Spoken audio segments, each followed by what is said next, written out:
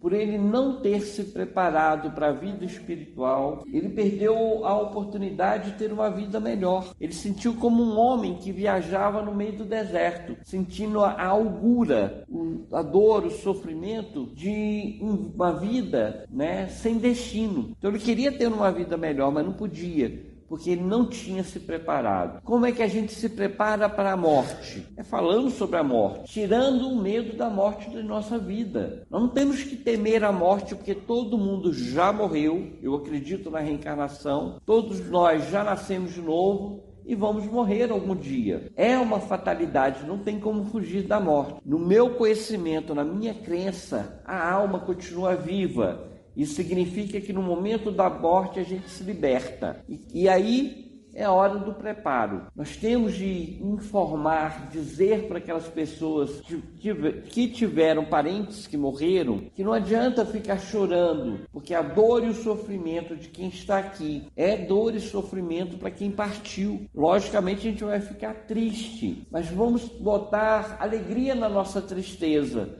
no sentido de tentar lembrar o bom momento. Quando a gente lembra de bons momentos, quando a gente lembra de fazer uma prece, a nossa vibração de paz, a nossa vibração de equilíbrio, ela vai como uma bênção para a pessoa que está morrendo. Não há nenhum problema de fazer uma missa de 7º dia para uma pessoa que morreu. Se a pessoa é católica, ela vai gostar. Se a pessoa é espírita, ela vai gostar de um culto do evangelho no lar. Se a pessoa era evangélica, ela vai gostar de um culto familiar em homenagem a ela. Porque quando a gente emite boas vibrações para uma pessoa que já morreu, aquela boa vibração vai ajudá-la. Todos nós, quando morremos, nós passamos por um período de perturbação. O que significa isso?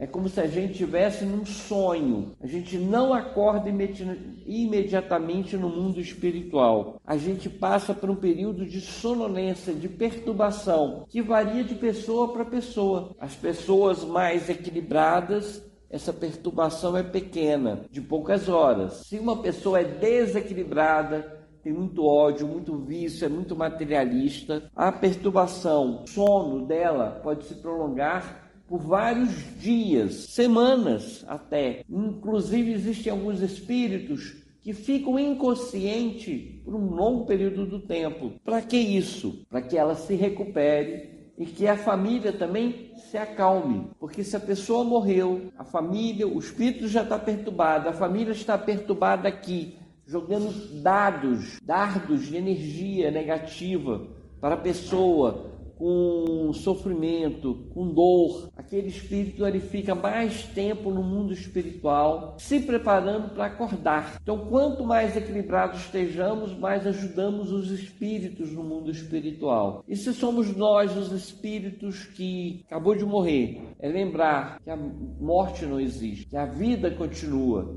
que vamos seguir em frente, vamos encontrar a nossa realidade no mundo espiritual e cada um vai para onde precisa ir. E no momento certo, a gente volta para um novo nascimento. Demora para voltar? Depende. Tem pessoas que voltam depois de poucas semanas, poucos meses. Tem outros que ficam 50 anos, 100 anos no mundo espiritual sem reencarnar. Cada caso é um caso, cada pessoa é diferente. Se eu tenho muito compromisso aqui na Terra, no mundo material, eu posso morrer e renascer. Os espíritos nos falam de criança que morreu em tenra idade.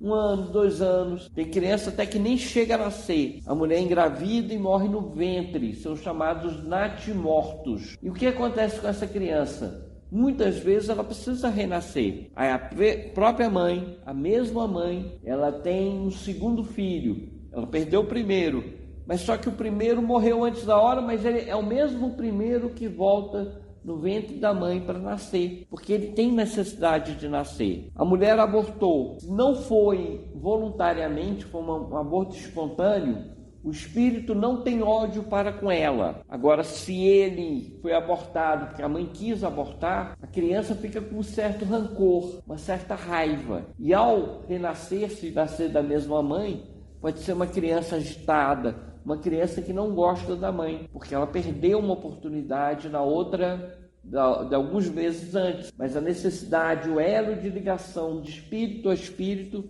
faz com que ela nasça de novo da mesma mãe, só que ela nasce com um pouquinho de raiva, tá? E aí a gente vê muitas vezes um filho ou uma filha muito ligado ao pai e afastado da mãe, muito ligado à mãe, muito afastado do pai, porque às vezes aquele espírito tem algum rancor, tem alguma raiva contra o pai ou contra a mãe. E isso é uma coisa natural, porque nós nascemos em família para que em família aprendamos a nos amar, aprendamos a nos respeitar. Então essa é a oportunidade de nascer em família, é para o nosso desenvolvimento. Os bons, os justos ajudam os desequilibrados, os injustos. E assim Deus nos une para o nosso aperfeiçoamento comum.